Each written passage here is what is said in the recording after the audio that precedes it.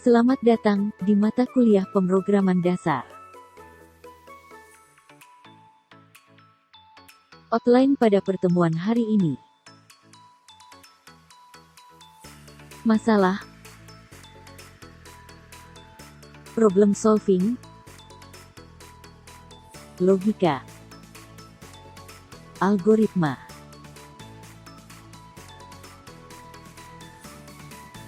Dalam kehidupan sehari-hari, Anda pasti sering mendengar kata masalah. Tapi apa definisi masalah sebenarnya? Menurut situs KBBI, masalah merupakan sesuatu yang harus diselesaikan atau dipecahkan. Sementara menurut Oxford English Directory, masalah berarti suatu hal atau situasi yang dianggap tidak diinginkan atau berbahaya, dan perlu ditangani, serta diatasi. Dari beberapa literatur riset, suatu masalah bahkan perlu diselesaikan dengan lebih dari satu jawaban, atau disebut alternatif jawaban. Dapat disimpulkan bahwa intinya, masalah tidak diinginkan, namun harus diselesaikan, serta membutuhkan alternatif solusi. Perlu diingat,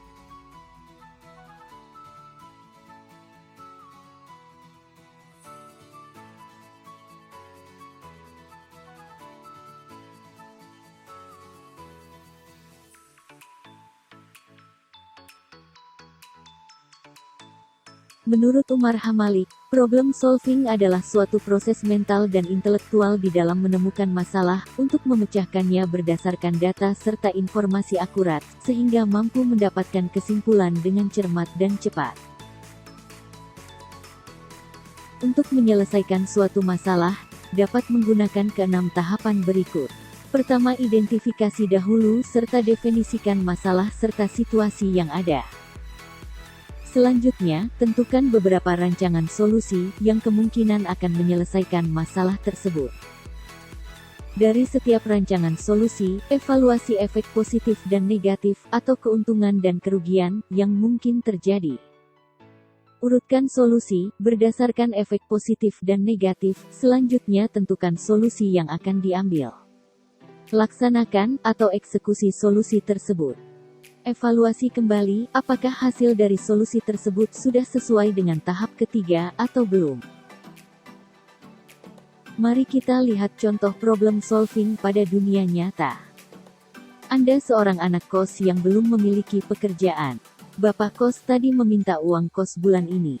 Anda belum bisa bayar, karena uang kiriman orang tua terpakai untuk top up Mobile Legends. Bapak kos mengancam jika tidak diberikan segera uang kosnya, maka Anda akan diusir dari kos tersebut. Jika didefinisikan dari kasus di atas, yang menjadi inti masalah adalah Anda tidak punya uang. Dan jika uang kos tidak dibayar segera, maka Anda terancam diusir Bapak kos. Maka, yang mungkin menjadi solusi, atau disebut alternatif solusi adalah sebagai berikut.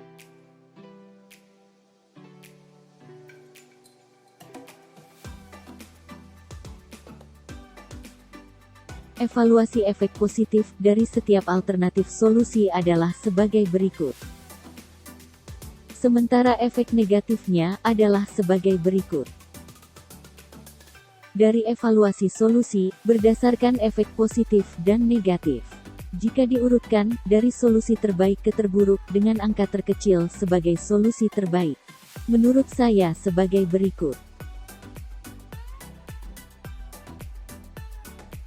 Pilih salah satu alternatif solusi, dan laksanakan, serta tunggu hasilnya.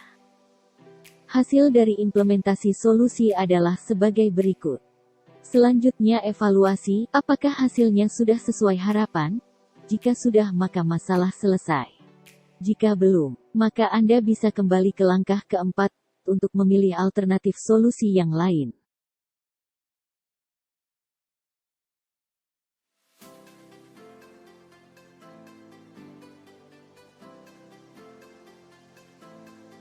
Topik selanjutnya adalah logika. Logika berasal dari bahasa Yunani yaitu logos, yang berarti ilmu atau pemikiran.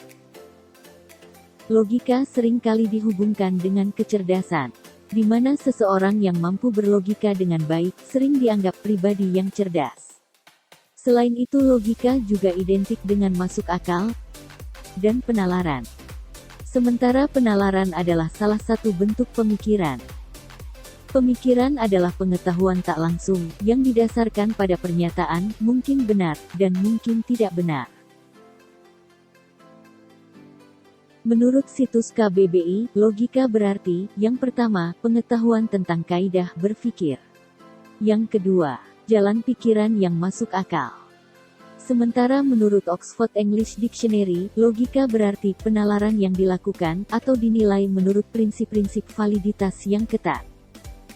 Dapat disimpulkan, logika berarti ilmu yang memberikan prinsip-prinsip yang harus diikuti agar dapat berpikir valid menurut aturan yang berlaku. Topik selanjutnya adalah algoritma.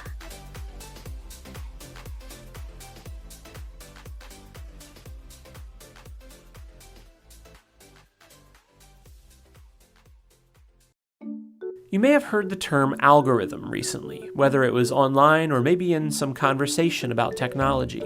It's a word that gets thrown around a lot, but what exactly does it mean? Well, simply put, an algorithm is a set of steps used to complete a specific task. They're the building blocks for programming, and they allow things like computers, smartphones, and websites to function and make decisions. But in addition to being used by technology, a lot of things we do on a daily basis are also similar to algorithms. Let's say you want to make some spaghetti. In order to do this successfully, there's a certain set of steps you need to follow in a particular order. First, you need to boil a pot of water. Once it's boiling, you then add the spaghetti and cook it for a set amount of time, stirring occasionally. Once it's finished, you drain the water and then it's ready to be served with a sauce of your choice. That entire process is actually an algorithm. Because you followed those steps in that order, you reached your desired outcome, a delicious pasta dish. But if you were to make a mistake, say over or undercooking your noodles, it probably wouldn't be as good. Programs work in a similar way. Their code is made up of algorithms telling them what to do. Let's say that we want to use a navigation app to get directions. When we punch in a destination, the app uses an algorithm to look at the various available routes. Next, it uses a different algorithm to check the current traffic. And then a third one takes that information and calculates the best available route. All of these algorithms are built right into the app's code. If there were any kind of error in that code, the app wouldn't be able to follow these algorithms correctly, meaning you wouldn't receive your directions. Both of these examples show how both humans and computers can use algorithms to perform everyday tasks. The difference is that computers can use algorithms and calculate things better, faster, and more efficiently than we can. Technology is only going to continue to evolve and get even better at what it does. As long as coding and programming continue to be used, algorithms will be at the heart of these technologies, guiding what they do and how they do it.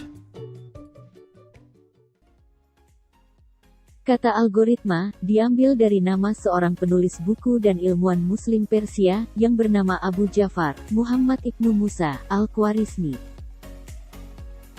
Buku-buku yang ditulis Al-Khwarizmi sempat hilang seiring zaman. Saat buku Al-Khwarizmi ditemukan, buku-buku tersebut ditranslasi menjadi bahasa Latin, dan nama Al-Khwarizmi dilatinkan menjadi algorismi. Nama algorismi diserap negara barat menjadi kata algorim, yang berartikan, sekumpulan instruksi untuk menyelesaikan masalah. Yang akhirnya diserap ke dalam bahasa Indonesia, menjadi algoritma, dengan definisi yang sama.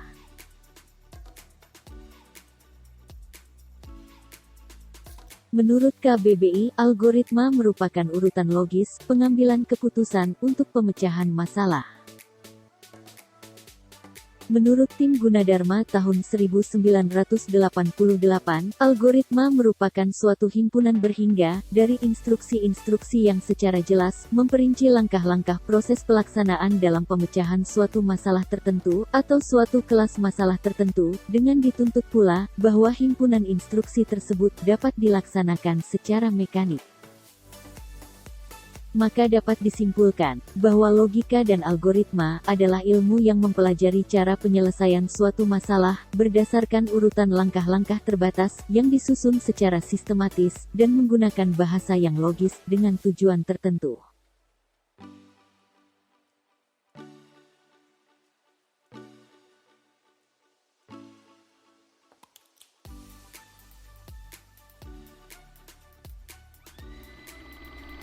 Beberapa hari yang lalu aku sempat live di Instagram Lukan Anak IT dan buka sesi Q&A. Dari situ banyak question yang masuk dan tanya, "Kak, aku nggak ada basic IT dan aku nggak pernah belajar informatika. Aku harus start dari mana belajar bahasa pemrograman?" Nah, berangkat dari pertanyaan inilah kita coba buat playlist di channel Lukan Anak IT buat belajar bahasa pemrograman yang dari basicnya banget, yaitu algoritma dan pemrograman. Kenapa sih Kak harus belajar algoritma dan pemrograman? Algoritma itu bisa kita ibaratin seperti jantungnya ilmu komputer atau informatika. Banyak cabang ilmu komputer yang mengarah ke dalam terminologi algoritma. Namun tenang, Plot nggak usah bingung-bingung dulu mikir terlalu jauh. Kita coba buat kemas materi ini dengan semenyenangkan mungkin. Dalam kehidupan sehari-hari pun juga terdapat banyak proses yang udah menggunakan algoritma di dalamnya. Contohnya seperti menggoreng telur ceplok. Ketika kalian ingin menggoreng telur ceplok, langkah pertama yang kalian lakukan adalah menyiapkan telur, kuali, minyak, garam, spatula, kompor gas, dan juga piring. Langkah selanjutnya yang kalian lakukan adalah meletakkan kuali di atas kompor. Kemudian kalian memasukkan sedikit minyak, lalu langkah selanjutnya yaitu adalah menyalakan api di kompor, memecahkan telur di atas kuali, memberi sedikit garam, membolak-balikan telur hingga matang, mematikan api kompor, mengangkat telur dari kuali, dan step terakhir yang kalian lakukan adalah meletakkan telur yang sudah matang di atas piring. Nah, dalam melakukan sesuatu tentu selalu ada urutan langkah-langkahnya. Bagaimana jika urutan langkahnya tidak sesuai atau tidak logis? Oke, kita coba balik lagi ke algoritma menggoreng telur ceplok. Dan pada langkah kelima kita coba hapus kata pecahkan telur menjadi masukkan telur. Kita coba lihat apa yang terjadi. Menyiapkan telur, kuali, minyak, garam, spatula, kompor gas, dan juga piring. Langkah selanjutnya yang kalian lakukan adalah meletakkan kuali di atas kompor. Kemudian kalian memasukkan sedikit minyak, lalu langkah selanjutnya yaitu adalah menyalakan api di kompor, masukkan telur di atas kuali, memberi sedikit garam, membolak-balikan telur hingga matang, mematikan api kompor, mengangkat telur dari kuali, dan step terakhir yang kalian lakukan adalah meletakkan telur yang sudah matang di atas piring. Oke, kalian udah bisa lihat ya hasil perbedaannya. Tentu algoritma ini tidak menghasilkan output yang sama dengan algoritma yang pertama. Walaupun mereka sama-sama memiliki 10 langkah dan 10 urutan juga, tapi ada satu langkah yang mempunyai statement yang berbeda. Jadi dia punya kata-kata yang berbeda dan itu menghasilkan output yang tentu berbeda. Nah, begitu juga dengan algoritma yang ada di pemrograman.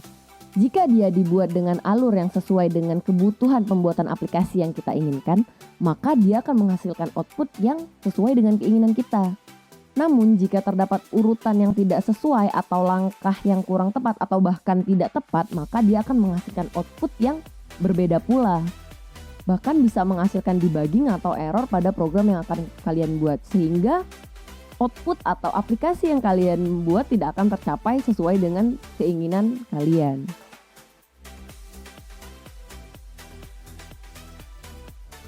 Menurut Donald E. Knuth, sebuah algoritma paling tidak memiliki 5 ciri penting. Algoritma haruslah memiliki batas. Artinya algoritma harus berakhir setelah mengerjakan sejumlah langkah proses. Algoritma haruslah pasti. Artinya setiap langkah harus didefinisikan secara tepat dan tidak berarti ganda atau ambigu. Algoritma bisa saja tidak memiliki data masukan, dan bisa saja memiliki lebih dari satu data masukan atau data input. Algoritma harus menghasilkan minimal satu hasil, atau boleh juga menghasilkan lebih dari satu hasil. Algoritma haruslah efektif. Artinya setiap langkah algoritma didefinisikan sesederhana mungkin. Dan waktu pengerjaan setiap langkah haruslah memiliki batas waktu dan dapat diterima akal sehat. Algoritma berbeda dengan kode program. Maka untuk mengenalinya, dapat dipergunakan sifat algoritma. Penulisan algoritma tidak menggunakan simbol ataupun sintaks dari suatu bahasa pemrograman. Suatu langkah pada algoritma tidak boleh bergantung pada struktur bahasa pemrograman tertentu. Notasi-notasi suatu algoritma haruslah universal. Artinya dapat diterjemahkan ke dalam bahasa pemrograman manapun. Algoritma haruslah merepresentasikan suatu urutan kejadian secara logis dan dapat diterapkan pada situasi apapun. Sebuah algoritma dapat dituliskan dalam struktur berikut.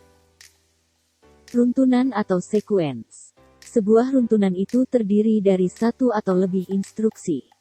Artinya setiap instruksi dikerjakan sesuai urutan penulisannya, yakni sebuah langkah dilaksanakan setelah langkah sebelumnya telah selesai dikerjakan. Sebagai contoh, instruksi kedua dikerjakan setelah instruksi pertama selesai, dan instruksi ketiga dikerjakan setelah instruksi kedua selesai, dan seterusnya. Urutan dari instruksi ini tentunya menentukan hasil akhir suatu algoritma. Biasanya ketika urutan penulisannya diubah maka kemungkinan besar hasilnya juga akan berubah. Pemilihan atau selection.